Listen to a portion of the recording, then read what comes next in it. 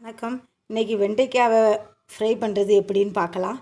First நம்ம வெண்டைக்காயை இந்த மாதிரி திக்னஸில் கட் பண்ணி வச்சுருக்கேன். இந்த மாதிரி கட் பண்ணி வச்சுக்கோங்க.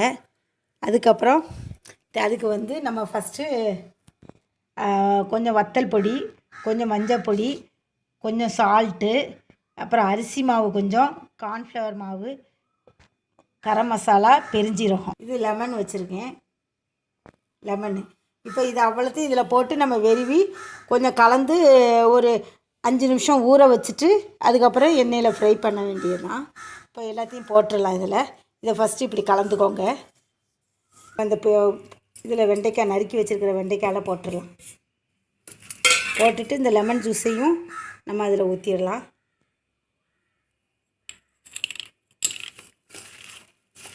போட்டு நல்ல எல்லாத்தையும் சேர்த்து கலந்து வச்சுக்கோங்க.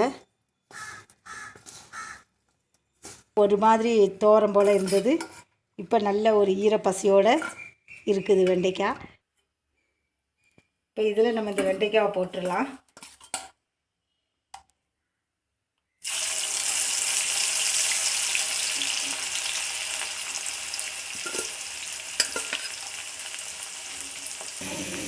இப்போ ரெடி ஆயிடுச்சு. நம்ம எடுத்துடலாம். இப்போ நல்லா வறுபட்டுருச்சு.